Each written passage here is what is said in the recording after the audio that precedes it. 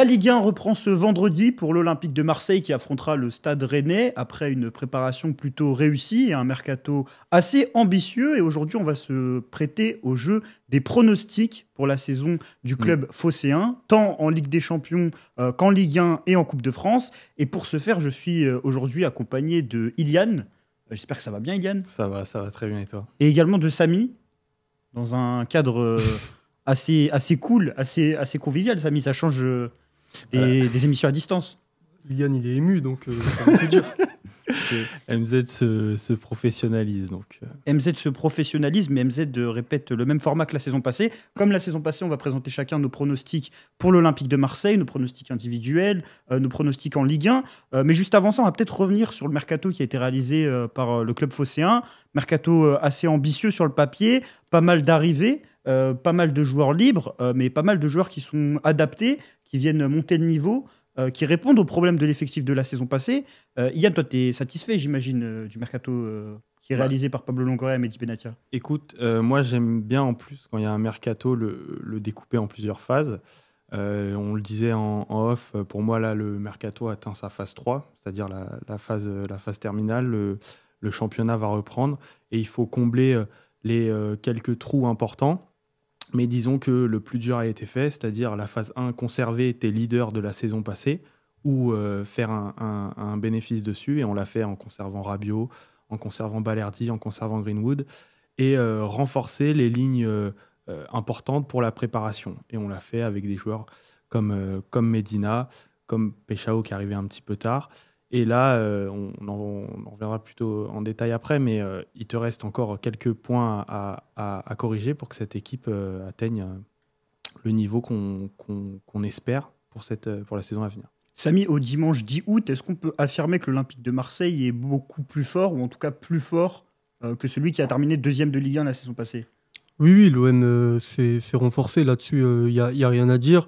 Il y a des joueurs surtout qui sont arrivés, qui sont compatibles avec l'entraîneur. Après, est-ce que c'est des joueurs qui répondent tous aux besoins et aux failles qu'on avait vues la saison dernière? Ça, je ne le pense pas encore, notamment avec ce qu'on a vu sur les derniers matchs de préparation. Mais en tout cas, ça répond à ce que voulait le coach. Donc là-dessus, oui, je suis plutôt satisfait. Globalement, nous, on attendait à ce que la défense se renforce. C'est peut-être le point qui a fait que l'OM a fini à 19 points du PSG et pas à 9 points de moins ou 10 points de moins. On parlait également de l'effectif en termes de quantité. Il se trouve qu'on a souvent joué, par exemple, en défense centrale avec Derek Cornelius, qu'on s'est retrouvé avec des joueurs qui n'évoluaient pas à leur poste de prédilection. Moi, j'ai envie de dire que globalement, aujourd'hui, le travail il est bien fait et qu'il manque encore 2-3 joueurs à faire signer. Si je regarde le 11 de départ, en tout cas, il manque peut-être un milieu de terrain en fonction de si Roberto De Zerbi est satisfait ou pas d'avoir Angel Gomez comme titulaire. On parlera également dans une autre vidéo de toute façon du 11 de l'Olympique de Marseille pour la saison prochaine. Mais voilà, on est d'accord qu'il y a quand même une progression qui est en cours. L'OM, globalement, on l'a dit, a fini à 19 points du PSG la saison passée, mais n'a plus tout simplement remporté le championnat de France depuis maintenant 15 ans. Et quand on a des mercatos flamboyants du côté de l'OM, souvent cette chanson revient, est-ce que l'OM peut remporter le titre? Et donc on va en venir à notre premier sujet de cette vidéo. Quelles ambitions pour l'Olympique de Marseille en Ligue 1 cette saison? Et je te pose la question tout de suite, Iliane. Écoute, tu l'as très bien rappelé, hein, c'est facile de s'imaginer de belles choses avec l'Olympique de Marseille. Surtout qu'au-delà du mercato, je trouve que la prépa est réussie. On l'a encore vu hier quand on affronte une équipe comme Aston Villa qui a fait un quart de finale de Ligue des Champions. Et je trouve quand même s'ils avaient joué quelques jours avant et qu'il n'y avait pas leur équipe type, qu'on les a surclassés, notamment en deuxième mi-temps. Maintenant, une saison, c'est très long. On a le dernier vainqueur de la Ligue des Champions dans notre championnat, on cesse de le répéter, mais c'est difficile aujourd'hui de se projeter par rapport au Paris Saint-Germain, en fait. Moi, je voudrais qu'on fasse vraiment la différence par rapport aux autres équipes de Ligue 1, dans un premier temps. Et c'est ce que j'ai regretté, moi, la saison passée, qu'on marque le pas en tant que vrai deuxième de Ligue 1. Et dans un second temps, pourquoi pas aller contester le PSG, mais j'ai envie de te dire, ça dépend un peu d'eux, malheureusement. Ouais, ça dépend un peu d'eux. T'as totalement raison, Iliane, parce que même si l'OM a peut-être le 11 de départ sur le papier le plus alléchant, on va dire, depuis l'époque du titre, je sais pas si tu vas me contredire, Samy, on a quand même pas mal de joueurs qui ont un niveau continental. On peut penser à Mason Greenwood, on peut penser à Adrien Rabiot. Quand même, le PSG, ça reste une équipe pour laquelle, en tout cas dans les 5 grands championnats, il y a le moins de débat possible sur le fait de est-ce qu'elle va être championne de son championnat ou non à la fin de saison. Ouais, mais comme l'a dit Ilian, en fait, si le PSG a décidé qu'il n'y aura pas match, bah, il y aura pas match, malheureusement. C'est un peu fataliste de dire ça. Après, quelque part, nous, notre objectif, il n'est pas là. L'objectif de l'OM, surtout dans une saison où tu vas retrouver la Ligue des Champions, c'est quand même de pérenniser cette qualification directe en Ligue des Champions au fil des années, tout en n'étant pas ridicule dans cette même Ligue des Champions le mardi soir. Donc j'ai envie de dire, ce ne sera pas non plus une déception. Après, si Paris a des trous d'air qu'il n'avait pas eu la saison dernière, si Paris ne trouve pas rapidement sa vitesse de croisière, alors oui, l'OM est l'équipe du championnat la plus apte à s'engouffrer dans la faille. Là-dessus, il y a assez peu de doutes.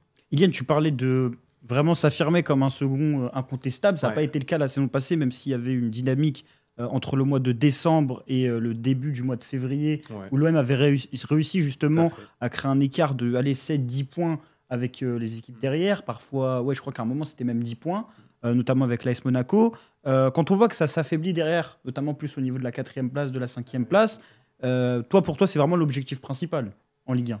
Ouais, et puis en plus, ça te permet de, déjà, je pense, vivre une fin de saison un peu moins délicate, parce que je pense qu'on a vite balayé le fait que le mois d'avril était compliqué, et qu'il y en avait même qui projetaient le fait qu'on n'aille pas en Ligue des Champions. Et vis-à-vis du mercato, etc., le but, normalement, quand tu es l'OM, c'est à minima d'assurer tes arrières, et puis tu avais quand même fait des investissements dès l'été dernier. C'était pas juste un projet comme ça. Donc quand tu signes des joueurs de la trempe de Rabiot, Greenwood, tu es censé distancer les équipes comme Lille, comme Nice, que tu as cité. Voilà. Maintenant, aujourd'hui, ce qui est encore plus marquant, c'est que j'ai pas l'impression que nos adversaires directs se soient renforcés, et pire encore, je pense à Lille, je pense même à Nice, ils se sont affaiblis. Et du coup, je vois pas comment logiquement, toi, en te renforçant, tu pourrais encore donner l'espoir d'une espèce de concurrence alors que tu es vraiment censé marquer le pas. Tu as Monaco qui fait un bon mercato, mais qui est aussi soumis au possible départ. C'est-à-dire qu'à Cliouche, on ne sait pas s'il reste, Ben Seguir également, et ça fera quand même changer la dimension de leur équipe si ces joueurs-là restent ou non. Donc eux, ils sont, disons qu'ils le subissent, ça. Et pour moi, pareil, vu que tu as des certitudes, toi, à ce niveau-là, de jamais perdre ton Greenwood, dès le début de saison, tu dois marquer l'écart, même avec Monaco. Hein. Ça, pour moi. Mais quand on dit marquer l'écart, on parle aussi en termes de points. Est-ce qu'on ne parle pas non plus en termes de régularité? Ça implique ça aussi également. L'OM a quand même laissé échapper énormément de points d'une manière assez débile, on va dire, ou imprévue. On se rappelle notamment des 2 défaites contre Auxerre qui font quand même mal, 2 fois par 2 ou 3 buts d'écart. On se rappelle également du 3-0 à Reims qui avait plus gagné depuis un certain temps. Si on parle de réduire l'écart, en fait, on parle d'être un rouleau compresseur en Ligue 1. Mais justement, si on part du principe que l'OM peut être un rouleau compresseur en Ligue 1, pourquoi ne pas viser à plus que distancer tes rivaux et particulièrement, par exemple, titiller le Paris Saint-Germain, Samy? Déjà, en parlant de régularité, typiquement sur les 3 dernières saisons, l'OM n'a jamais eu de série où on enchaîne trois victoires, plus de 3 victoires d'affilée. Donc souvent, tu as 3 victoires, mais tu as toujours un match nul qui vient briser cette série. Donc déjà, retrouver des séries où tu peux faire 4 victoires d'affilée, 5 victoires d'affilée, ça t'aidera à avoir un rôle un peu plus légitime d'outsider du PSG et pour pouvoir réduire l'écart. Et également, peut-être ce que fait Paris à l'OM depuis plusieurs années, c'est-à-dire mettre plusieurs points d'avance, l'OM peut le faire à ses concurrents, à savoir Monaco, Lille, Lyon, etc., dans son championnat, parce qu'on dit souvent que le championnat de l'OM, c'est la 2e place. Et là, l'OM a vraiment, dans ce championnat-là, de 5-6 équipes, a vraiment le rôle que joue Paris dans le championnat du leader. Et une fois que tu seras très fort dans le championnat du podium, tu pourras peut-être penser effectivement à sortir de ça et aller chercher un peu plus haut. Un outsider en plus d'avantages sérieux et forts du fait que ça ne va pas être une saison de découverte pour le groupe ni pour le coach. Là où les saisons passées, on avait à chaque fois un entraîneur qui découvrait la Ligue 1. Je pense que c'est le cas des 4 derniers coachs de l'Olympique de Marseille. Également un coach qui connaît son groupe, qui a construit son groupe, qui a pu avoir des premières expériences, notamment la saison passée, ce qui a pu lui permettre d'épurer un peu son groupe en termes de comportement et également en termes d'incompatibilité stylistique. Donc il y a quand même ce paramètre à prendre en compte, c'est que parler de titre pour l'OM sur les 4 dernières années ou les 3 dernières années, malgré des mercatos qui étaient intéressants, c'était quand même assez idéaliste dans le sens où on avait des coachs qui connaissaient pas leur groupe et qui allaient se confronter à des premières problématiques. De Zerbi, sur sa première saison, il y a des problématiques qui ont été arrivées, il y a eu des moments de crise, il y a également des moments de force. On voit la série qui est actuellement diffusée sur la chaîne YouTube du club et on peut comprendre que De Zerbi va avoir cette force de connaître la problématique d'évoluer au Vélodrome, connaître la problématique d'avoir des séries de défaites. Et donc c'est là où vraiment on peut s'attendre en fait à un OM qui ne fait que progresser, que ce soit dans le jeu ou même au niveau des résultats. C'est le dernier point que j'ai envie d'évoquer parce qu'on parle beaucoup de résultats, mais surtout parler de jeu. On s'en est plein la saison passée pendant une bonne partie de la saison. Quelles sont vos attentes, en sachant qu'il y a des recrues qui sont venus améliorer certains compartiments qui sont essentiels, notamment à la relance, Facundo Medina, notamment au milieu de terrain avec Angel Gomez. Est-ce qu'on va être intransigeant globalement avec le fameux De Zerbi Ball ?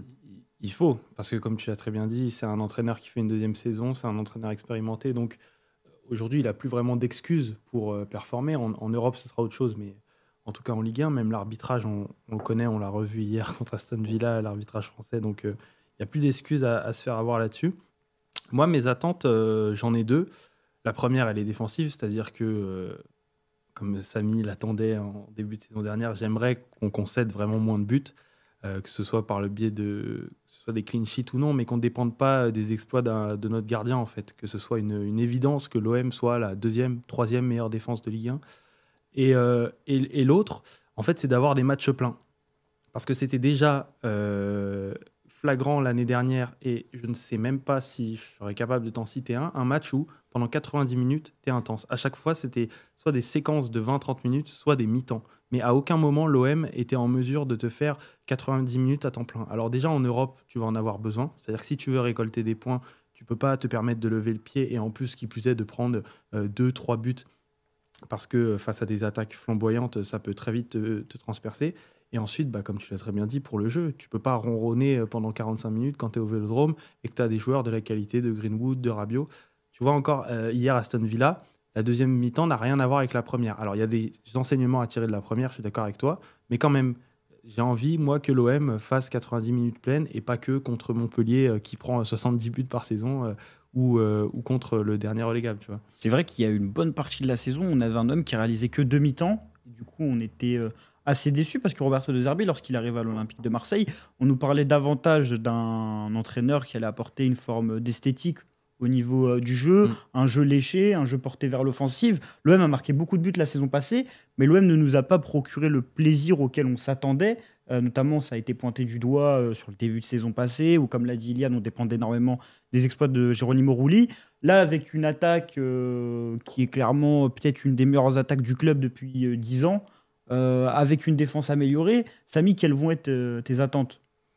Alors moi déjà je pense qu'il y a un fait accompli et je serai un peu moins sévère que vous, c'est-à-dire que l'OM réussit quand même et va réussir à chaque fois comme la saison dernière et on l'a vu encore hier soir contre Aston Villa à avoir ses adversaires à l'usure, c'est-à-dire que hier notamment sur les deux des derniers buts qui arrivent je crois à 10-15 dernières minutes du match, tu sens que tu les as à l'usure en fait à force de faire tourner le ballon. Je crois que le troisième but c'est une séquence de 27 passes.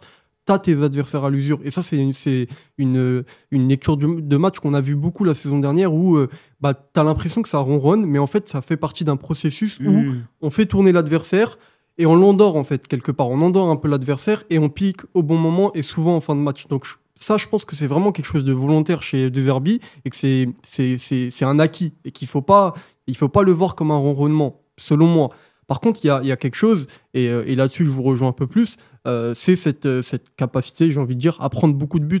Là-dessus, tu peux pas te permettre, et j'ai de plus en plus l'impression, et c'est le cas de tous les entraîneurs, je le dis souvent, que De Zerbi, quelque part, c'est un aspect qui délaisse la défense, tout simplement. Le travail sans ballon, je pense que c'est quelque chose qu'il ne prend pas en considération aussi bien qu'il prend en considération la construction offensive. Je pense que sa réflexion défensive, elle consiste uniquement à se dire « je vais avoir le ballon, donc ça veut dire que l'adversaire ne l'aura pas », et également à « je vais travailler énormément sur le contre-pressing », mais quand il n'y a pas de phase de contre-pressing, quand l'adversaire ressort de ses premiers mètres avec le ballon, je trouve que là-dessus, il bâcle un peu son travail. Et là-dessus, moi, j'ai énormément d'attentes.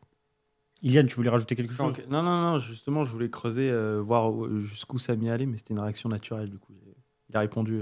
Donc pour l'instant, on est d'accord que l'objectif global en Ligue 1, ça va être la qualification Ligue des Champions. Si possible, avec la plus grande distance vis-à-vis des rivaux derrière. On va en parler justement après, parce que vous avez concocté vos top 6 classements en Ligue 1. Moi, j'ai quand même un objectif que j'ai envie de mettre en avant. J'ai envie que l'OM titille le PSG, parce que ce qui anime une saison, c'est de jouer le titre. C'est rarement arrivé ces dernières années. La dernière fois qu'on a failli jouer le titre, c'était sous Igor Tudor, où on était quand même relativement proche du PSG pendant une partie conséquente de la saison. C'est aussi la dernière fois qu'on a joué la Champions League. Donc dans ce cadre, l'argument du l'OM joue la Champions League ne rentre pas forcément en ligne de mire. D'ailleurs, j'ai un avis personnel, mais je pense que le fait de jouer tous les 3 jours est plus un avantage qu'autre chose pour l'OM, dans le sens où quand tu es dans une bonne série, ça te permet d'accentuer ta forme actuelle. Par exemple, je trouve que ce qui a manqué à l'OM de décembre à janvier, c'est de jouer beaucoup de matchs. Et quand tu es dans une mauvaise série, ça te permet aussi de te relancer et d'oublier un peu avec la Coupe d'Europe. Et aussi de changer de style d'adversaire, on va dire. Parce qu'en Coupe d'Europe, ce ne sera pas les mêmes équipes qu'on jouera en Ligue 1. Et moi, j'ai envie que l'OM titille le PSG en fait, cette saison. Parce que déjà pour le bien du championnat, parce que quand tu as un championnat où tout est joué d'avance, c'est un peu désolant même pour l'attractivité de la Ligue 1 en général. Mais aussi parce que je pense que l'OM a davantage les armes cette saison pour titiller le PSG que la saison passée. C'est-à-dire que quand je contemple moi personnellement l'effectif de l'OM, je regarde les postes qui sont doublés, je regarde offensivement ce que Roberto De Zerbi peut concocter. Il a quand même l'embarras du choix. T'as Paixão, t'as Aubameyang, t'as Guiri. Je vois pas mal de joueurs qui sont largement capables de dépasser les 15 buts et passes décisives, même un Rabiot, pourquoi pas dans une position offensive.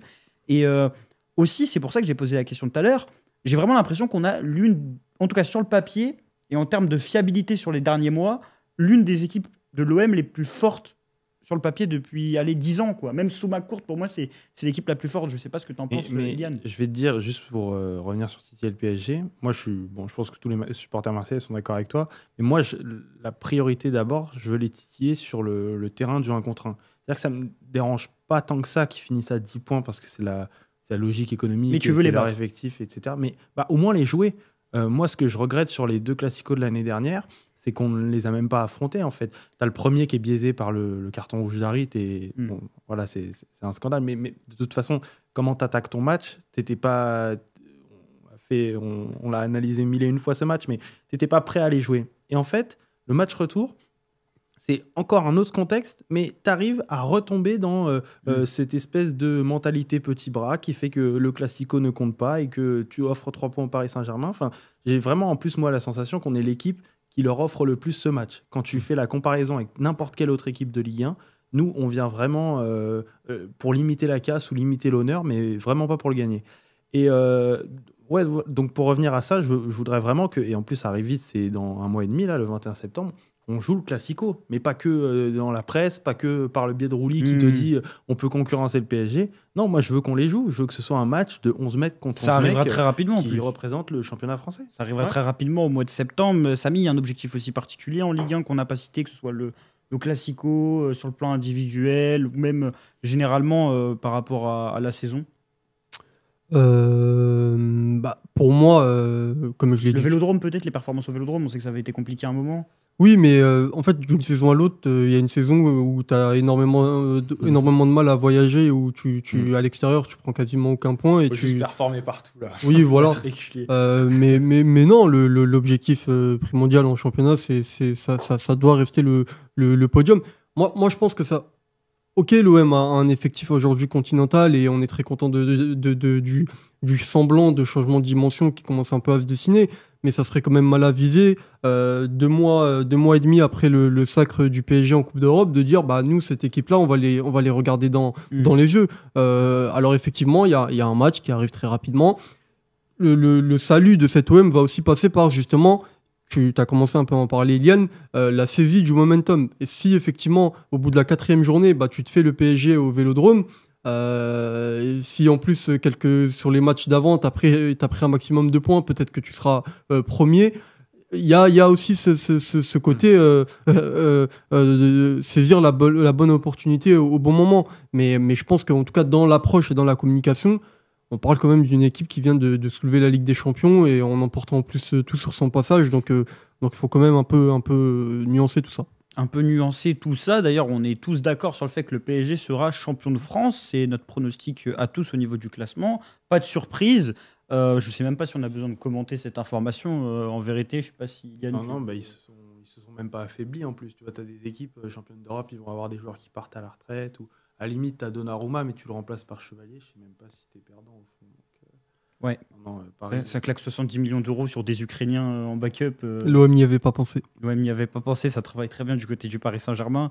Mais je me demande l'association avec Sofanov. Ouais, bah, tu parleras de ça sur Canal Supporter dans la prochaine vidéo si t'invites. Justement, par rapport au deuxième, là aussi, on a tous le même deuxième, bah, c'est tout simplement l'Olympique de Marseille. Pas de surprise pour vous, l'OM finira deuxième comme la saison passée. Bah, c'est ce que t'as mis, Samy. Ah bah, j'ai dit tout le monde du coup. Ça veut dire que... tu me regardes. Tout le monde c'est censé concerner toute personne autour de la table. Non, ça sonne comme une évidence. Oui. On a fini deuxième la saison passée. Là, on s'est renforcé. Pourquoi est-ce qu'on le serait pas, quoi?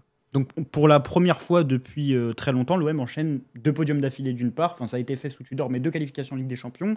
Et en plus, 2 fois vice-champion de France. Donc là, vraiment pas de doute. Pour la première fois depuis très longtemps, on a le même coach. Pour la première fois depuis très longtemps, on a une équipe compétitive. 2 années de suite. Voilà, des équipes compétitives 2 années de suite, on en a eu. Hein. Je veux dire, par rapport au niveau de la Ligue 1.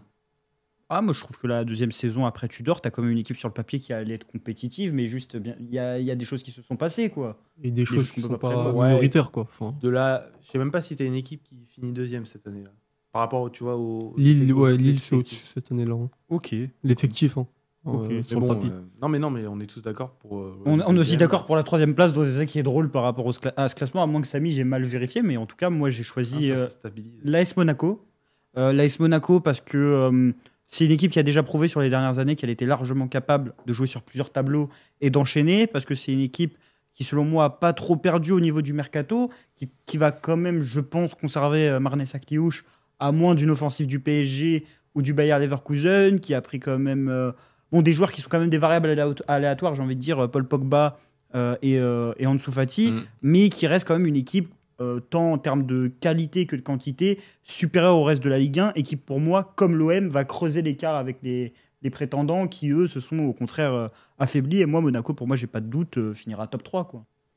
Ouais, bah, t'as très bien résumé la situation. Mais n'empêche que le terme que j'utilise est bien la notion de recrue variable. C'est vrai que si tu as un Pogba, comme on essaye de nous le vendre, qui atteint vraiment un niveau, lui, pour le coup, il peut te permettre de marcher et avec... c'est pas son fort, mais avec régularité sur la Ligue 1, parce qu'un joueur de ce standing-là qui reviendra à son niveau, c'est sûr que Monaco sera notre concurrent à la 2e place. Mais c'est pareil, tu as aussi la variable Europe à prendre en compte. On a vu le départ en boulet de canon des clubs français la saison passée, hormis le PSG d'ailleurs, pour la Ligue des Champions. Et au final, on a vu comment ça s'est fini. Samy, Monaco, qu'est-ce que tu en attends vis-à-vis de l'OM? Tu penses qu'il va y avoir une concurrence? Parce qu'on parlait justement de distancer les concurrents. Tu penses que Monaco va être encore cette équipe un peu chiante pour qui ça va être difficile dans les confrontations directes? On rappelle que l'OM a pris 3-0 contre l'AS Monaco la dernière fois qu'on s'est déplacé à Louis II, ce qui n'a pas empêché nos Olympiens de terminer devant eux. Moi, je ne sais pas ce que tu en penses, mais je trouve qu'ils ont quand même un sacré problème depuis un certain temps, c'est le coach, généralement. Je trouve pas leur coach... je trouve que leur coach... sont la raison principale d'un certain plafond de verre au sein de leurs équipes. Aussi. Et les gardiens. Ouais, énormément les gardiens. Oui, et puis moi, il y a aussi un 3e point, et c'est inhérent en fait au contexte dans lequel ce club évolue depuis toujours. C'est le contexte, en fait, je viens de le dire, c'est la ville, et ce qui fait qu'ils ont toujours dans les saisons ces trous d'air, parce que justement c'est un contexte qui manque de stimulation, en fait. Quand tu joues, tu as l'impression que tu joues toute l'année sous les huis clos qu'on avait pendant le Covid, sauf que c'est la règle, c'est la normalité. Forcément, sur les joueurs, ça a un impact et ça manque de stimulation. Donc, il y aura toujours ces trous d'air dans la saison où ils vont un peu chuter. Mais oui, je pense que l'adversaire direct de l'OM, ça sera l'AS Monaco. Après, ils ont également la Ligue des Champions à gérer. Peut-être une profondeur d'effectif un peu moins dense que celle de l'OM aussi, je pense. Beaucoup plus de paris. Là où l'OM s'appuie un peu plus sur des certitudes, que ce soit des joueurs qui ont des références en Ligue des Champions ou des joueurs forts de notre championnat. L'OM vient quand même d'attirer Medina, Angel Gomez. C'est quand même des pointures du championnat sur les dernières saisons. Là où Monaco va chercher des paris comme Ansu Fati ou Paul Pogba. Il y a le problème du gardien à régler. Comme tu l'as dit, le coach... Adi Hutter, tu as l'impression qu'il y a des idées, il y a quelque chose. Moi, il me fait penser, sur certains points, il me fait un peu penser à Tudor, mais tu as l'impression, comme tu l'as dit, il y a ce plafond de verre. Donc oui, ça fait un beau troisième un peu fade au final. Oui, c'est un beau troisième. C'est très bien. Au niveau du quatrième, là, on commence un peu à avoir des divergences. Samy, tu avais été assez bon l'année dernière sur le pronostic d'une certaine équipe alsacienne. Et aujourd'hui, tu les mets clairement quatrième de Ligue 1. C'est Strasbourg. Ouais, clairement, aujourd'hui, à l'heure où on parle, c'est l'équipe la plus dépensière cet été devant l'OM. Donc, ils se sont encore renforcés par rapport à la saison prochaine, à la saison dernière. Ils ont très mal vécu comment la saison s'est finie parce qu'ils se font, à 2 journées de la fin, ils prennent le PSG à domicile, ils gagnent contre le PSG, ils se placent 3e. Et ils avaient besoin d'une victoire pour assurer le podium et ils font 2 défaites. Le péno contre le Havre. Ouais. Ils font 2 défaites sur les 2 derniers matchs. C'était improbable que ça arrive et ils ont fini 6e. Donc je pense qu'ils l'ont très mal vécu. Il y a un goût de revanche dans l'équipe. Il y a toujours cette fraîcheur, ce côté jeune de leur effectif. Comme je l'ai dit, ils viennent se renforcer. Moi, je vois cette équipe sur le podium, sur aller en Ligue des Champions. Ça dépend de s'ils arrivent à conserver des joueurs qui ont été importants la saison passée. Emega, ils l'ont passé capitaine, donc je pense qu'ils le conserveront et que de toute façon la PL n'y aura pas dessus. Ils ont pris Kendry Paez, je viens d'y réfléchir, mais pour moi c'est une des belles attractions de la Ligue 1 qui va arriver. Je ne sais pas si vous avez un peu suivi. Il vient d'Équateur, recruté par Chelsea. 15-16 ans, il jouait déjà. Enfin là, je ne sais plus quel âge il a, il doit avoir 17-18 ans, mais à 15-16 ans, il jouait déjà avec l'Équateur. En plus, on parle d'Ordonez actuellement à l'OM. C'est vraiment la future star de la sélection d'Équateur et peut-être un des gros joyaux de l'Amérique du Sud. Enfin, c'est un joueur à suivre. Tu vois, tu parlais de concurrencer Monaco. Et pour faire le comparatif par rapport à ce que tu disais avec le coach, là, tu as quand même un coach qui est vraiment sur une pente ascendante de sa carrière, qui a des idées très intéressantes aux seniors. Là où Monaco, c'est un peu plus compliqué. Donc il y a aussi ça qui joue. Mais il a un plafond de verre quand même pour moi. Je pense que son plafond de verre est plus haut qu'à 10 hauteurs. Et son effectif, je pense qu'il ne te permet pas d'aller aussi loin que celui de Monaco. Mais à voir. T'as mis Lille, 4e. T'es trompé. C'est le club le plus dépensier. Hein. Oui, je sais, mais tu vois, c'est pas sûr que la mayonnaise elle prenne. Enfin, moi, les recrues, ça je a pris connais la pas, saison dernière. Je pense qu'ils ont la capacité à faire venir des joueurs, ce que fait l'OM en fait chaque été, mais à les adapter très rapidement parce que justement il n'y a pas tout ce contexte du vélodrome, etc. et de la pression. Là où à Monaco ça marche facilement quand tu fais venir des mecs, la mayonnaise on prend plus rapidement qu'à Marseille et à Strasbourg, je voulais dire, pas à Monaco. Je suis curieux et de toute façon je l'aurais. Enfin, tu vois, 4e c'est pas déconnant. Ah oui, pas. non. Mais voilà, c'est pour la Lille, 3e place. Tu as mis Lille, toi, 4e. Moi j'ai mis Lille 4e parce que malgré tout, Genesio arrive toujours à nous surprendre, alors dans une moindre mesure, parce que c'est un choker quand il s'agit d'aller chercher la Ligue des Champions. On l'a encore vu la saison passée. Mais quand même, moi, ça me permettait en fait d'avoir un matelas, c'est-à-dire d'avoir un bon 4e avec Lille et de mettre Strasbourg 5e, puisque pour moi, je ne suis pas vraiment certain, je n'ai pas encore assez de visu en fait, sur ce qu'ils pourront faire cette saison, comme je te l'expliquais pour la 4e place. Mais voilà, j'ai mis Lille. Parce que eux aussi, leur recrutement, tu as l'impression que même quand ils s'affaiblissent, ils arrivent à faire des choses intelligentes. Là, je vois encore Giroud. Ça ne m'étonnerait pas que ça fasse comme pour Akilmaz, où le mec, il vient et il fait une saison de dingue. Donc voilà, je suis curieux pour Lille. Après, ils se sont beaucoup affaiblis. Tu perds ton gardien, ton meilleur défenseur, ton meilleur attaquant. C'est quand même une variable qui n'est pas... Peut-être bientôt ton meilleur joueur. Justement, je trouve ça trop conséquent parce qu'on parle peut-être de la perte d'Edon Zegrova, comme tu l'as dit, comme tu l'as sous-entendu. On parle de la perte de Jonathan David, qui était quand même une garantie statistique, notamment au niveau des pénaltys. Il va falloir trouver un tireur de pénalité du côté du LOSC. Et c'est pour ça que moi, je ne les mets pas 4e. En fait, c'est surtout le départ de Lucas Chevalier qui fait que je ne les mets pas 4e. Parce que pour moi, quand tu perds le meilleur gardien de Ligue 1 avec Donnarumma, c'est trop conséquent pour un club comme le LOSC. Et je pense que là, ça va être difficile pour eux de se relever de cette perte. Mais justement, moi, à la 4e place, je mets une surprise. C'est la première surprise du classement. Je mets le Stade Rennais. Alors là, c'est peut-être le choix osé, qui va pas le bête. plus vous choquer. C'est celui dont on va rigoler. Non, c'est pas déconnant, moi, je trouve. Je vais argumenter. Le Stade Rennais sort de 2 saisons assez difficiles, mais a quand même commencé à réagir sur le mercato et à apprendre de ses erreurs. Il y avait beaucoup de mouvements les saisons passées. Il y avait beaucoup de recrutements incompréhensibles. Là, c'est pas un recrutement sur le long terme qui est fait du côté du Stade Rennais. C'est un recrutement de valeur sûre, pour moi, je trouve, de Ligue 1. Un peu illustré par l'arrivée de Valentin Rongier. Je trouve qu'aussi, ce qu'a montré Habib Beye partiellement depuis son arrivée à la tête de l'équipe, il a quand même réussi à redresser un peu notamment sur les premiers matchs, je me rappelle qu'ils avaient battu Strasbourg. Au niveau du jeu, on voyait un peu plus de choses. Et même globalement, franchement, juste en me basant sur ce recrutement, aussi le fait qu'ils ne jouent pas la Coupe d'Europe, parce que moi, à chaque fois qu'on regarde des équipes qui sont qualifiées en Ligue des Champions ou qui au moins finissent top 4, top 5, tu as toujours une équipe qui joue pas la Coupe d'Europe et qui surperforme. On peut penser au Nice de Farioli, on peut penser à l'OM la saison passée. Quand même, le fait de ne pas jouer la Coupe d'Europe, la saison pour l'OM, même si on avait dit que d'une certaine manière, ça pouvait aider lorsqu'on jouait tous les 3 jours, bah quand même, physiquement, tu récupères un peu mieux. Donc moi, je vois vraiment Rennes et Marseille. Donc, je vois Rennes rattraper son retard des dernières saisons et vraiment finir top 4 avec un projet, je ne sais pas si on peut dire sympa, mais un coach qu'on connaît, Habib Beye, qui est passé du côté de l'Olympique de Marseille. Mais voilà, en tout cas, pour mon top 4, je vois Rennes en Champions League parce que je trouve que derrière, en fait, ça s'affaiblit trop, quoi. Que ce soit Nice, que ce soit même Lille, je viens de le dire, ça s'affaiblit beaucoup trop pour disputer la Ligue des Champions. Justement, votre 5e place, Samy, qui est ton 5e de Ligue 1? Bah moi aussi, peut-être une surprise. Je sais pas, moi j'ai mis Lens. Lens, t'as mis 6e. Ah, j'ai mis 6e T'as Lens. mis 16e. Ok. T'avais un autre club du Nord, 5e. Ah oui, j'ai mis Lille. Ouais, non, c'est vrai. J'ai mis Lille parce qu'effectivement, ils sont quand même un peu affaiblis. Ils vont peut-être continuer à s'affaiblir, comme tu l'as dit, et une perte conséquente au niveau des buts marqués avec les Jonathan David, les buts encaissés avec Chevalier. Mais en même temps, tu peux pas mettre beaucoup d'autres équipes parce que le championnat également dans le même temps s'affaiblit lui aussi. Donc je mets Lille, voilà, ça va faire 5e. Iliane, Pas grand chose à dire. pour ton 5e de Ligue 1. Bah, du coup, voilà, moi, c'était Strasbourg. Hein. On a un classement qui est assez proche avec Samy. Bon, bah, pour les éléments que j'ai déjà évoqués tout à l'heure, c'est que dans le mercato le plus dépensier, je suis pas encore certain que ça prenne pour aller aussi haut qu'une 4e place en Ligue 1. Surtout qu'ils vont avoir la Coupe d'Europe à jouer cette saison pour la première fois. Enfin, la dernière fois qu'ils avaient joué, c'était la Ligue Europa, mais c'était des barrages. Et du coup, c'est la Conference League.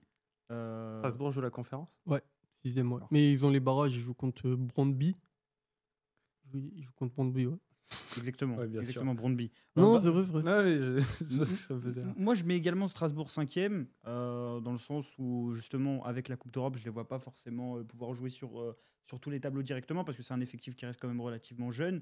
Mais voilà, encore une équipe plaisante en Ligue 1, qui progresse par rapport à la saison passée, vu qu'il termine une place plus haute. Et vraiment, dans le ventre mou que je vois, enfin, ventre mou, je ne sais pas comment expliquer, mais vraiment des équipes qui sont très proches les unes des autres en dessous de l'AS Monaco et de l'OM. Bah, je pense que le Stade Rennais va tirer son épingle du jeu du fait qu'il ne joue pas tous les 3 jours. Et je pense que Strasbourg va tirer son épingle du jeu du fait que c'est un projet qui, quand même, est là depuis 2 saisons avec Liam Rosseigneur, enfin la saison passée, et qui a quand même des joueurs de qualité, qui a un jeu qui est plaisant, et que c'est une équipe qui a eu la faculté quand même à faire mal au gros. Tu as parlé du Paris Saint-Germain, l'OM, on ne les bat pas sur les 2 matchs. Et dans les confrontations directes, je les vois clairement passer devant les autres équipes. Bah, t'as spoilé du coup ton 6e, le RC Lens de notre ami Florian Thauvin. Ouais. Il y a un renouveau à Lens avec l'arrivée de Pierre Sage. Ça travaille en coordination avec Jean-Louis Leca. Il y a eu beaucoup de perturbations ces dernières années là-bas au niveau de la direction sportive. Là, tu sens que c'est coordonné, que ça travaille main dans la main. Effectivement, c'est l'arrivée de Thauvin. Je dis pas qu'elle va changer tout du tout, mais quand même, c'est une arrivée assez conséquente. Ça reste quand même un bon joueur qui en plus reste relativement jeune. Il n'a que 32 ans. Voilà, il y a ce contexte. Je pense que c'est une équipe qui va aller chercher une belle 6e place, synonyme de qualification en Conference League. Donc voilà. Ouais, non, 6e. Tout le monde a enterré Nice. Hein. Quand même, ouais. Pas tout le monde. Ah ouais, tu l'as mis. C'est mes 6e. D'accord. Je pense que quand même avec Francaise, on reste quand même sur un entraîneur qui s'est qualifié en Coupe d'Europe, qui se qualifie en Coupe d'Europe globalement depuis 3-4 saisons, soit avec Lens, soit avec l'OGC Nice. Je pense qu'ils vont surtout sauter très rapidement en Ligue des Champions avec le match retour contre Benfica. Oui. Et pour la Ligue Europa, ils nous feront comme l'année dernière, c'est-à-dire 39e. 39e ou finir derrière une équipe kazakh. Mais ça restera quand même dans le top 6 et du coup, je les vois 6e, l'OGC Nice, parce que quand même si ça reste un club qui a des moyens, je trouve qu'ils se sont affaiblis avec le départ d'Evan Guessant. Je pense qu'il y aura également d'autres départs avec la non-qualification Ligue des Champions. Et même Nice me renvoie globalement l'impression d'un club où plus que jamais, il y a un désintérêt global autour de l'OGC Nice qui est le stade est toujours vide, les dirigeants sont focus sur Manchester Je le United. cache pas. Voilà, c'est ça, c'est l'investisseur qui est juste. Mais moi, je vais aller plus loin. Je les vois finir dans la seconde partie de tableau. Oula, Ouais, je avec, vois avec vraiment tonton Franck. et Franck qui se barre à un moment, je sais pas ouais. quand, mais il se barre. Encore. Ouais, vraiment. Ouais. Et Ilian, pour Pas ton le sixième, pour conclure notre Bah, top 6. je vous rejoins quand même hein, que c'est dans cette espèce de ventre mou des équipes qu'on surclasse. Moi, j'ai mis Lyon parce que malgré tout ce qu'on avançait sur eux en début de mercato et avec l'annonce de la DNCG, le mercato qu'ils font, et on verra comment il se conclut avec les départs comme Malik Fofana, etc., mais n'est pas celui d'une équipe qui joue pour se maintenir ou même qui joue une deuxième partie de tableau. Je reste attentif à ce que va faire Lyon. Ils ont quand même un grand coach, surtout pour la Ligue 1, même s'il est, pour l'instant il est puni, mais il reviendra en cours de saison. Et puis il y a Miko Tadze qui fait en plus une belle prépa, donc je suis quand même curieux de voir ce que vont faire les Lyonnais. Et puis c'est tellement faible en face que j'ai mis Lyon à cette position-là. Bon, on a nos classements à tous, nos top 6 à tous. Vous les voyez actuellement à l'écran. Des classements qui sont quand même assez différents à partir de la 4e place. Ouais. Mais on reste sur un top 3 qui est similaire à celui le top 3, de la saison passée. Même, on a tous le même top 3. On peut revenir du coup à nos pronostics sur l'Olympique de Marseille. On va revenir à des pronostics un peu plus individuels et un peu moins liés au classement initial, aux prestations collectives. Ouais, tout d'abord, je vous posais une première question qui est très simple parce qu'on l'a posée à tout le monde sur Twitter. Chacun nous a donné son pronostic individuel. Je pense qu'il va y avoir également un certain consensus autour de cette question. Qui sera le meilleur buteur de l'OM la saison prochaine? Et la question, je te la pose, Samy. Pour moi, ça sera Greenwood, parce que toute l'animation offensive est pensée et construite de manière à mettre Greenwood dans les meilleures dispositions, de manière à faire à ce qu'il se retrouve, comme on l'a vu hier, sur le deuxième but, où il déborde Digne. C'est le deuxième ou le troisième? C'est le troisième où il déborde. Voilà, tout est fait pour qu'il se retrouve absolument à chaque fois en situation de 1 contre 1 face à son défenseur, et que derrière, soit ça va finir sur une frappe ou un centre comme hier. Donc, en le mettant dans des dispositions comme celle-là et en voyant comment il est en feu sur la préparation, je vois pas comment il finirait pas meilleur buteur. Ilian, tu es d'accord avec Samy, j'imagine? Complètement d'accord avec Samy. Et puis, sa prépa nous le confirme. Hein. C'est-à-dire qu'au-delà du fait qu'il est le joueur le plus clutch de notre effectif, du fait que le système est tourné autour de lui, je pense vraiment que là, sur sa deuxième saison, il va atteindre le niveau qu'il avait avant d'avoir ses affaires. Meilleur buteur de Ligue 1 ou pas? En fait, en plus, vu la configuration du PSG, oui, c'est pas scandaleux de le penser. C'est pas le scandale du siècle. C'est pas le scandale du siècle. Après, on a beaucoup d'armes offensives et peut-être que on retrouvera ça plus en Europe pour Greenwood. Moi, en tout cas, c'est aussi là que je l'attends.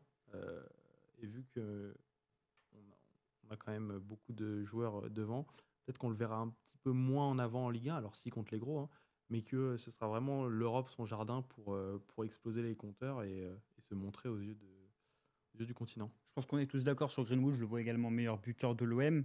Je le vois meilleur buteur de Ligue 1 dans la continuité de la saison passée, parce que je trouve que les manquements qu'il a eu au cours de la saison 2024-2025 qui font qu'il n'a pas été meilleur buteur de Ligue 1 parce que Dembélé avait marqué avant lui et avait mis moins de pénalty, c'est surtout ses lacunes au niveau de l'implication. Je pense qu'il y a pas mal de matchs par lesquels il est passé complètement à travers. Et je pense que ça ne sera pas le cas la saison prochaine parce qu'il y aura la Champions League pour l'animer. Il y aura également cette ambition de faire mieux que la saison passée, peut-être d'enfin décoller. Et vraiment, le joueur que je vois sur la prépa, c'est un joueur qui est complet, que ce soit en termes d'implication, avec et sans ballon. Devant le but, c'est assez clinique. Et je trouve aussi qu'autour de lui, ça va un peu s'améliorer, dans le sens où la saison passée, il a fallu attendre la signature d'Amine Gouiri pour avoir des éléments dans le secteur offensif qui pouvaient être un peu plus créatifs que lui. Je trouve qu'il y a peut-être une entente à voir avec Pierre-Emerick Aubameyang, Paixão à gauche, donc des joueurs qui vont libérer des espaces. Tu l'as beaucoup dit, l'animation offensive de l'OM est très concentrée sur le fait qu'ils sont en 1 contre 1 à droite, mais du coup, si tu as des éléments qui sont crédibles à gauche, ça permet aussi de le favoriser. Et puis, il y a l'arrivée de Timothy Weah, Amir Murillo, des joueurs qui sont bien plus adaptés pour animer le couloir que ce qu'ils n'étaient la saison passée, surtout pour Murillo qui a pas mal progressé. Et en ce sens, je le vois meilleur buteur de Ligue 1 et meilleur buteur de l'Olympique de Marseille.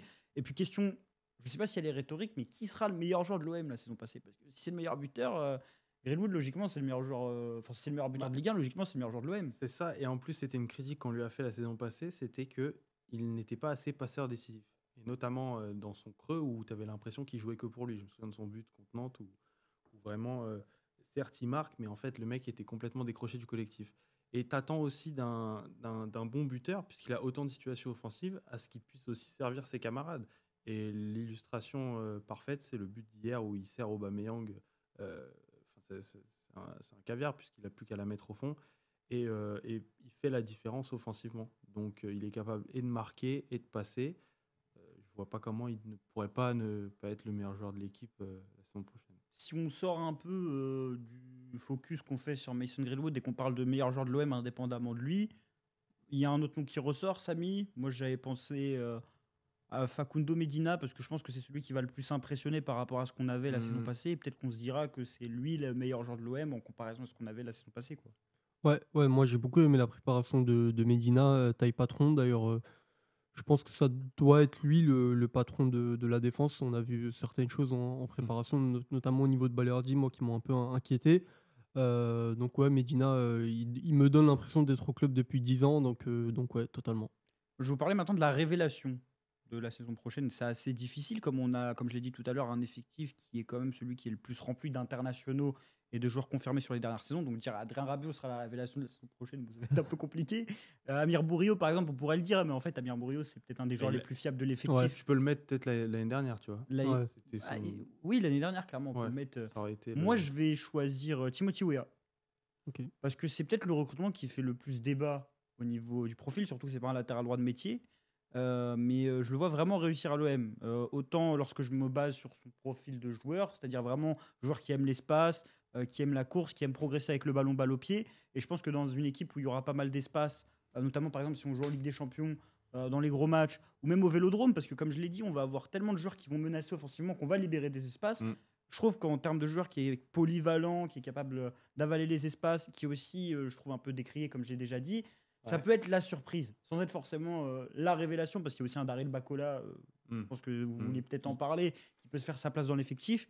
Mais Weah, je ne sais pas pourquoi, je le sens très bien cette saison. Je sens que même au niveau mentalité, je ne sais pas si vous avez vu un peu les interviews, ces mecs-là, je sens qu'on est sur un joueur qui va impressionner. Moi, je suis d'accord avec toi pour Weah.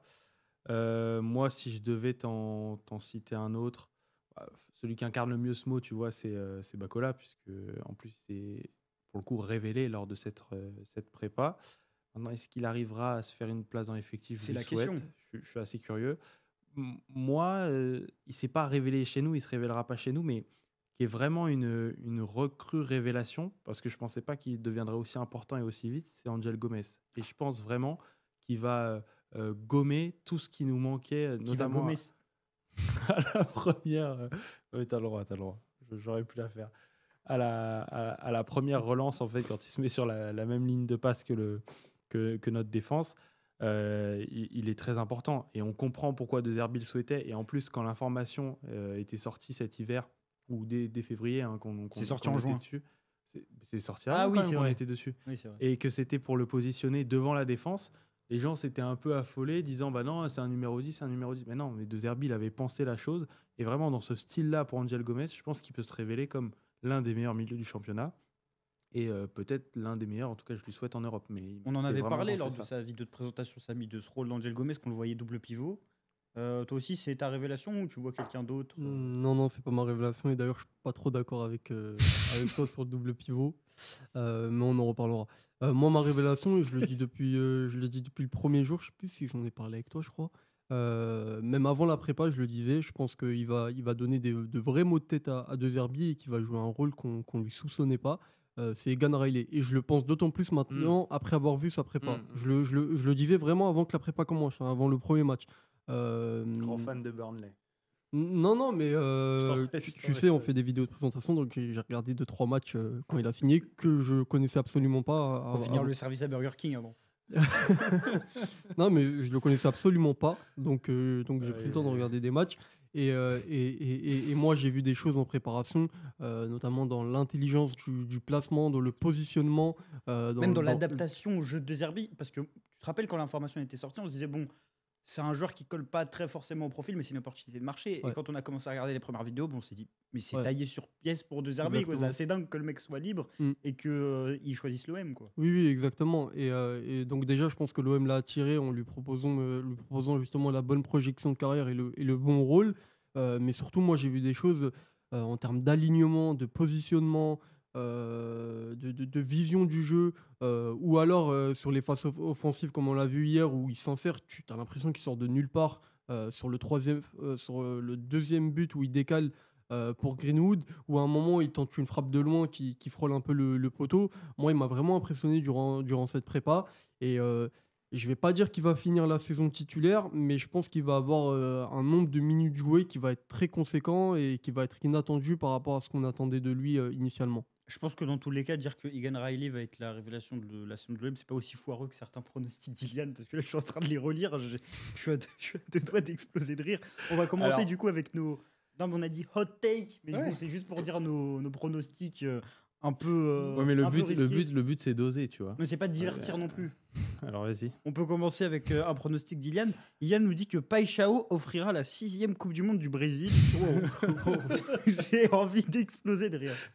Mais écoute, Il y a Vinicius qui joue à son poste, en fait. Je te l'ai dit en off que Vinicius allait se blesser avec le Real de Madrid et que Paixão prendrait sa place et rapporterait la Coupe du Monde au Brésil avec J'ai Ancelotti. juste une question. Est-ce que quand il va offrir la 6e Coupe du Monde au Brésil, ça sera en finale contre la France et qui débordera Quentin Merlin qui lui sera la Coupe du Monde?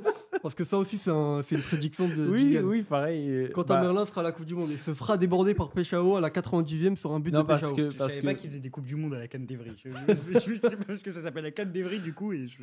Non, Non, parce avec, que non, Merlin, il avec, sera à gauche, avec mais- tout le respect que j'ai pour Igor Paixão, d'ailleurs, j'étais un peu dur quand on faisait des analyses sur la chaîne, mais je pense que ce sera une vraie bonne recrue et qui fera ses stats et qui apportera énormément. Moi, en fait, c'est juste, j'aimais beaucoup Noah Lang et toi aussi également, Samy, et je voulais vraiment qu'on prenne Noah Lang. Mais je pense qu'en vérité, s'ils se sont focus sur ce profil-là, c'est qu'il va faire énormément de mal. Mais maintenant, déjà, aller à la Coupe du Monde, ce serait vraiment très bien pour lui. Quand tu regardes le secteur offensif du Brésil, bah, c'est vraiment pas là où ils ont des problèmes.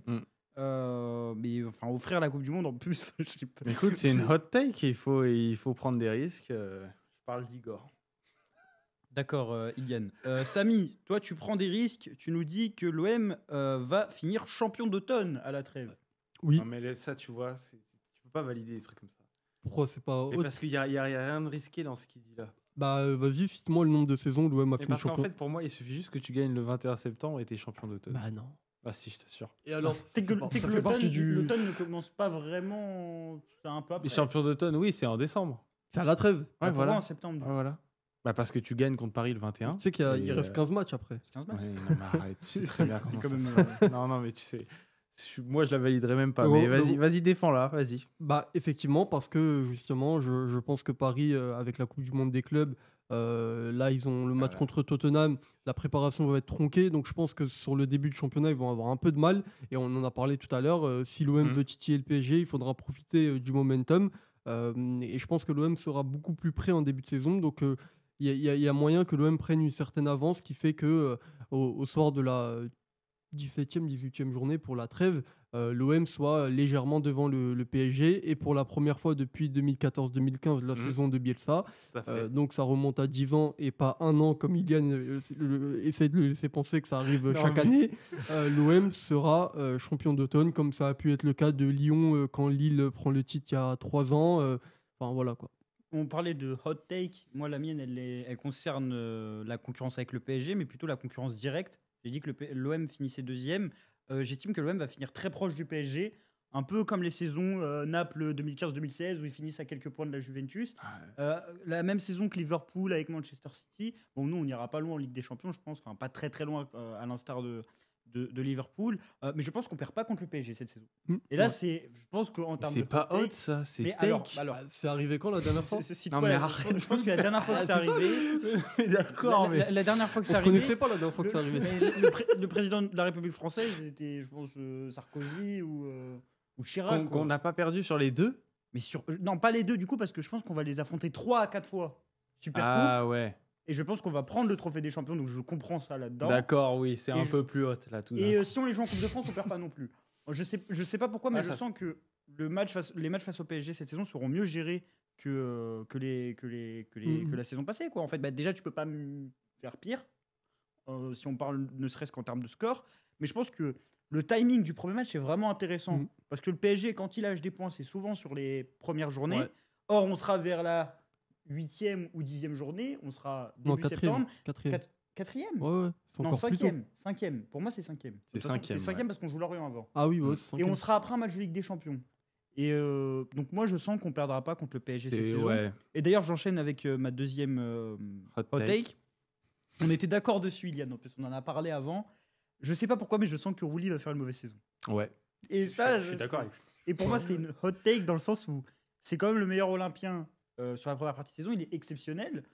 Mais je sais pas pourquoi, je sens qu'il va y avoir une chute de régime. Déjà, il y a eu une petite baisse de régime depuis le mois de janvier. Mais aussi, j'estime que l'OM s'est renforcé dans le secteur défensif. J'estime que l'OM va moins concéder, mais que du coup, ça va être plus difficile pour lui. Parce que pour moi, Rouli, on est clairement sur un gardien qui performe lorsqu'il prend énormément. Ouais. Ouais, quand il est mis à l'épreuve. Et c'est là où il est Exactement. vraiment très bon. Par contre, lorsqu'on va être dans une configuration, il va y avoir 2 arrêts à faire par match. Exact. Je me pose la question. Et même, quand même, la saison passée, les 6 premiers mois, c'est exceptionnel. Mais si on revient aussi en termes de clean sheet, parce que toi, tu avais fait un pronostic dessus la saison passée, et ben, on est peut-être une des équipes qui en fait le moins. 5. Et je sais pas pourquoi, mais je le vois pas en fait faire une aussi Ça, c'était de bonne la saison. hot Et je le take. vois même être le maillon faible de l'équipe parce que quand je regarde la composition de l'OM actuellement, et c'est ça qui est assez dingue, je me dis, bon, latéral droit, c'est peut-être le poste où on est faible. Bah non, il y a Amir Murillo, il y a Timothy Weah. Latéral gauche, on va recruter quelqu'un, il y a Medina. Et finalement, je me dis, bah en fait, sur le papier, peut-être celui qui est le moins haut niveau quand tu prends leur dynamique avant l'OM. Et si tu enlèves le fait qu'il est surperformé, bah, c'est peut-être Jérôme Rouli. Et c'est assez dur envers lui, tant qu'on sait qu'il a été prépondérant dans le succès de l'OM. Mais je sais pas pourquoi je le vois baisser en régime, mais c'est ma hot take. J'avais un joueur à choisir et pour moi c'était Geronimo Rulli au niveau de Non, mais cette c'est dimension. assez juste. Samy parlait de CJ Egan Riley. Ouais, c'est ma deuxième Et toi, tu le hot vois takes. En fait, bench. moi, je le vois carrément prendre une place de titulaire d'ici la fin de saison. Pourtant, tu vois, je l'ai pas mis en révélation, mais ça sonnait trop comme une évidence, peut-être. Et en fait, dans l'animation offensive qu'on aura, pour moi, il te faut un latéral gauche qui dédouble avec, que ce soit Ro ou Peshao. Il te faudra ce latéral gauche d'un niveau supérieur à Ulysse Garcia. Et en fait, je pense que... De Zerbi a confirmé d'ailleurs la venue d'un latéral gauche. En plus, De Zerbi l'a confirmé. Et en fait, je pense que dans ce rôle-là, en plus, il est tellement bon, CJ, que je vois vraiment notre défense à 3 s'aligner avec lui, Balerdi et Medina, en fait, et avoir le latéral, mais côté gauche, qui dédouble avec Ro. Et bien sûr, cet avis, il a été pensé aussi par rapport à sa prépa, hein, mais pas que, parce qu'il y a vraiment l'organisation de l'équipe et l'idée que déceler Greenwood côté droit. Samy, toi, concernant tes pronostics, tu avais dit, bon, en plus, j'aurais dû faire la transition dessus, tu as dit que l'OM allait remporter un des classicos, au moins un classico. En termes de hot take, je pense que c'est la tournure de phrase est importante. J'ai dit l'OM va remporter au moins un des classicos Wow. dans ma deuxième hot Mais take. c'est pareil. Hein. Donc ça veut dire qu'on n'aura peut-être probablement pas qu'un seul. Bah, encore une Non, mais fois, c'est mieux. Mais... encore une fois, au moins, la nuance est importante. Ah bon, on se connaissait pas. Ça veut quand dire on a qu'on gagné n'aura un dernier pas classico. qu'un seul. Et donc suis là, c'est d'accord même. avec toi. Non, c'est d'autant plus. La dernière fois qu'on a gagné un classico, on en a gagné Tu peux qu'un te seul. mouiller un peu, tu peux dire lequel. Sous Tudor. Oui, Ah, janvier tu veux 2023. que je dise Oui, lequel à domicile, ça je fait pense qu'on longtemps, va hein. gagner. Je pense qu'on va gagner celui à domicile, celui de la 5e journée. Je pense qu'on gagne un deuxième. Je sais pas si ça sera trophée des champions ou Coupe de France, mais en tout cas, je pense que l'OM ne gagne pas qu'un seul classico la saison prochaine. Pas qu'un seul Et un classique. classico en Ligue 1, tu vois, c'est différent aussi. Encore plus. Tu vois parce que le dernier, je crois, en Ligue 1, c'est 2020. C'est celui au Parc. Ouais. là. Et ouais, c'est exactement ça. Ouais. Celui-là, et en plus, c'est à l'extérieur, donc mais là, dans ça des conditions remonte. assez particulières. Enfin, il y a Là, quand t'es même- dans le hot. Et le dernier, et la dernière fois, non mais pour te dire à quel point c'est haut ce que je viens de dire, la dernière fois, c'est bizarre un peu, la dernière fois que tu as gagné plusieurs classicos sur une saison, bah, c'était avant le Qatar.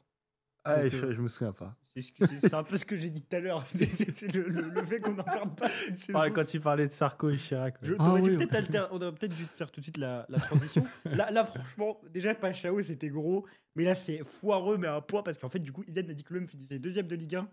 Et il voit 2 Olympiens au top 30 du Ballon d'Or.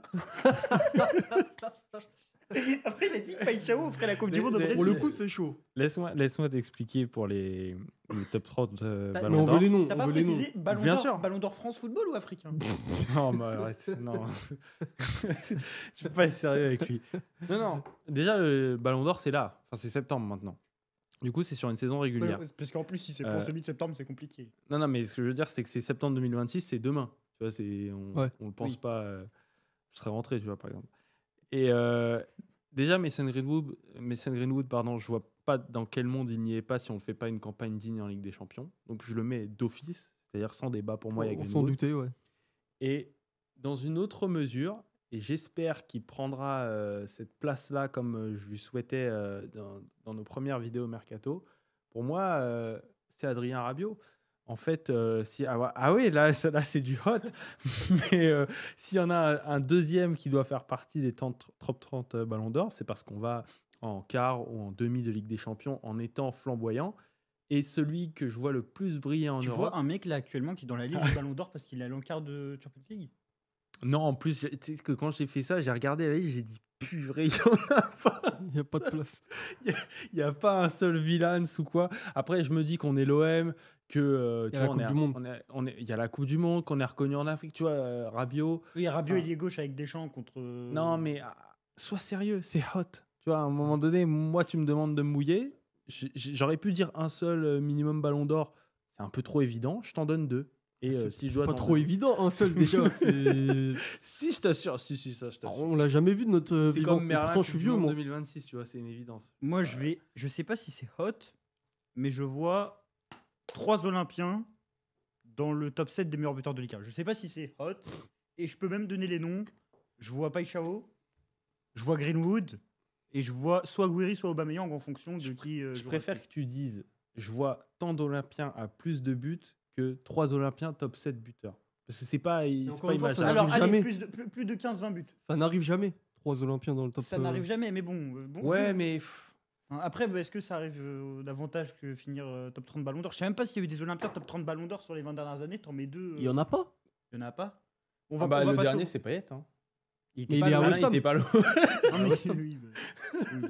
Bon, allez, on va passer au pronostic de Samy. Samy qui va nous faire la parfaite transition. D'ailleurs, encore une fois, n'hésitez pas à vous abonner à la chaîne et à Non, liker pas la aimé. vidéo, puisqu'elle est bientôt terminée, à nous suivre sur l'ensemble de nos réseaux sociaux. Samy estime que l'OM va gagner contre une grosse équipe en poule de Ligue des Champions. Et moi, je dis que c'est hot, parce que Mais l'OM non, ne l'a mais plus vous fait êtes depuis sérieux 2012. Mais tu sais qu'on colle un Il vient de le dire. 3-0 à l'équipe d'Hansi Flick. Hein. Vraiment sans problème. Hein. Je te le dis. Hein. Et donc pour toi, ça, c'est pas chaud. Moi, ça me choquerait pas. Ciao. Non, bah Non, pour mais moi, vas-y, oui, vas-y. l'OM va se faire. Et là aussi, je rajoute un truc, va se faire au moins un gros cette saison en Ligue des Champions. Donc quand je dis gros, je pense vraiment au top 5 de Ligue des Champions. Ça voudra pas dire que l'OM va finir dans le top 8 et va mettre des raclés à tout le monde. Mais l'OM va avoir son match référence Oui. qu'on attend depuis tant d'années en Oui. Ligue des Champions, même au Vélodrome. Je vois bien l'OM faire un score contre un Real, contre un... Oula, réellement. Alors, tu vois, ça un- dépend du un gros Liverpool. par contre. Ça dépend du gros. Je pense qu'il y en a des gros qui sont plus prenables que d'autres. Par exemple, je ne vois jamais prendre un Liverpool ou un Real.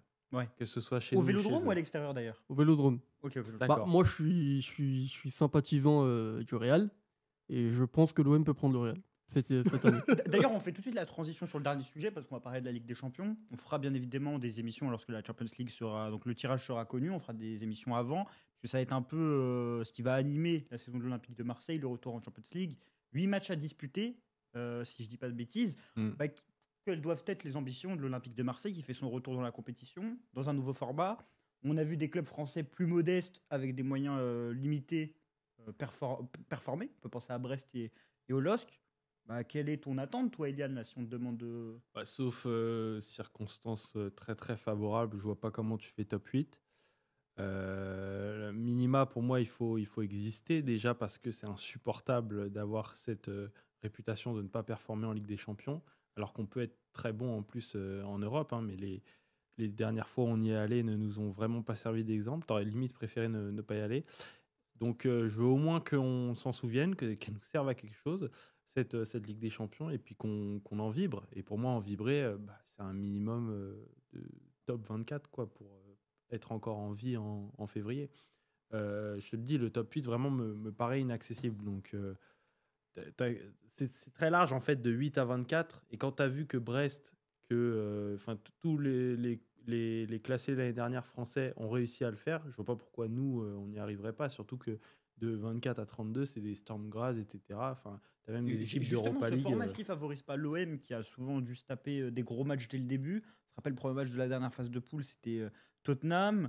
On se rappelle qu'on prend Manchester City sur la deuxième. Mais surtout, moi, ce que j'ai envie de mettre en valeur, c'est le fait qu'on va affronter des équipes qui normalement vont nous poser moins de problèmes dans l'idée que les équipes qu'on affronte en Ligue 1. C'est-à-dire c'est plus difficile pour le style de Roberto De Zerbi de jouer des blocs bas que de jouer des équipes qui viennent presser. D'ailleurs, De Zerbi a performé en Première Ligue. C'est-à-dire que si demain Arsenal vient au Vélodrome, il a déjà gagné 3-0 à l'Emirates. Je ne sais pas ce que tu en penses, mais moi je pense que paradoxalement, je vois l'OM faire une bonne phase de groupe. Je ne sais pas si on appelle encore ça une phase de groupe, mais une première phase de Champions League. Oui, moi aussi, je suis en phase avec ça. Et puis, enfin, je mets quand même un petit bémol, c'est que je trouve que la saison dernière, c'était le premier format, et j'ai l'impression que les gros clubs, les très gros clubs, ont un peu pris cette compétition par-dessus la jambe. C'est-à-dire qu'ils se disaient, je pense à un Real par exemple, ils se disaient, bon, on va finir en barrage, il n'y a pas de problème, et puis on va faire le taf, et puis voilà. Je pense que cette saison, ça va être différent. C'est pour ça que tu as des équipes comme Lille ou surtout Brest qui ont pu prendre quelques points parce que justement, ils sont arrivés un peu. Quand Lille gagne contre le Real, je pense que cette année, par exemple, si tu le refais, ça se reproduit pas. Je pense que cette année, les gros clubs vont prendre un peu plus au sérieux ce nouveau format. Ils vont vraiment beaucoup plus se battre pour le top 8. Là où la saison dernière, ils se disaient, bon, on va avoir notre place dans le top 24 et il n'y aura pas de souci. Donc j'ai un petit bémol là-dessus, mais le mérite sera plus grand parce que justement, tu auras plus d'implication des gros clubs. Donc si tu arrives à finir dans le top 24 ou que tu fais une ou deux grosses performances contre un gros, le mérite sera plus grand pour moi. Exactement. Par rapport à la Ligue des Champions, plus généralement, un petit pronostic sur la position de l'OM. Finalement, moi, je nous vois passer les barrages. Je nous vois faire un 8e de finale de Ligue des Champions. Je ne sais pas si, Iliane, tu as un pronostic en particulier. Ouais, je suis en train de calculer, mais donc 16e, c'est top 24, on sort, on joue une équipe, et du coup 8e, c'est si on passe. C'est le principe des 16e de finale. Si on passe. C'est insupportable. Donc ouais, un 8e, bah, moi j'ai dit quart pour me faire plaisir, mais c'est toujours pareil, c'est que ça dépend de qui tu tires. On a vu nos amis brestois qui ont pris le Paris Saint-Germain directement dès le mois de février, donc sur ça, je suis un peu gêné parce que tu dépends trop du tirage et de ta position, mais tu peux même pas la définir au préalable. Donc, je pense qu'on a un niveau qui peut monter jusqu'au quart, surtout au niveau qu'on atteindra d'ici la fin de saison. Mais voilà, on peut quand même sortir des 16e, ça me choquerait pas. Samy ? Oui, pareil, je pense que l'OM peut, selon certaines circonstances, aller en quart, mais je pense qu'on fera 8e. Ouais. Il nous reste plus que quelques minutes. On va conclure par une question toute simple. L'Olympique de Marseille mettra-t-il fin cette saison à sa disette de plus de 10 ans? Je crois que ça fait 12-13 ans. Est-ce que vous voyez l'OM gagner un titre? Je comprends également le trophée des champions. Ah bah oui, pour Samy du coup. Oui, mais quand je parle de titre, je pense à la Coupe de France. Et comme j'ai dit tout à l'heure et que je suis quelqu'un de cohérent, je dis que l'OM va gagner plusieurs classicos contre le PSG. Je pense que l'OM va remporter la Coupe de France en ayant battu le PSG à un moment donné dans la compétition. Iliane ? Ouais, c'était une de mes hot takes, mais je la trouvais pas assez haute en disant que l'OM allait remporter un titre. C'est pas hot de dire que l'OM va gagner un titre? Non, parce que ça sous-entendait la Coupe de France. Oui, et puis ça arrive souvent en plus. Ok. Moi, je sais pas. Franchement, par rapport au titre, je sais pas encore parce que je me demande si, en termes de fiabilité dans les moments de crise, on a un effectif qui est totalement adapté sur le plan, je sais pas comment dire, plutôt mental. On prend des patrons, mais j'attends quand même enfin de suivre le reste de la saison parce que ça a craqué quand même plusieurs fois la saison passée. Je me dis quand même, il y a eu pas mal de crises qu'on a vu par exemple après Reims. Je me dis comment De Zerbi va gérer ça en pleine semaine où tu vas devoir te déplacer en Coupe d'Europe après. Donc j'attends quand même un peu. Moi, je nous vois prendre le trophée des champions. Après, pour la Coupe de France, moi, je trouve toujours que c'est le trophée où on se pose toujours la question. Au final, c'est toujours la même réponse. C'est est-ce qu'on finit en 32e contre une N2 ou est-ce qu'on finit aux portes de la finale contre une N2 aussi? Et d'ailleurs, là-dessus, sur les matchs de prépa, je trouve qu'on a joué avec beaucoup de naïveté. Je trouve que Séville et Aston Villa, ils sont beaucoup rentrés dedans. Il y a eu pas mal de... Des fois, ça finit un peu en bagarre. Et je trouve que nous, on était beaucoup dans l'esprit match amical, alors qu'eux, ils étaient dans l'esprit Ligue des Champions. Et j'espère que quand on arrivera en Coupe d'Europe, cette naïveté, on l'aura gommée, parce que je trouve qu'on s'est fait un peu malmener sur les 2 matchs là. Exactement. Exactement. Bah, je vous remercie énormément, Samy et Un Iliane. plaisir. J'espère que vous avez apprécié la vidéo. N'hésitez pas à nous donner vos pronostics en commentaire. N'hésitez pas également à nous suivre sur notre chaîne YouTube, à liker la vidéo, à nous suivre sur l'ensemble de nos réseaux sociaux, à nous dire si vous avez aimé le format en studio. Ça change de d'habitude, certainement au niveau de la qualité du son et de la qualité de l'image. On se donne rendez-vous bientôt sur la chaîne et puis on se dit, comme d'habitude, à la prochaine et allez l'OM!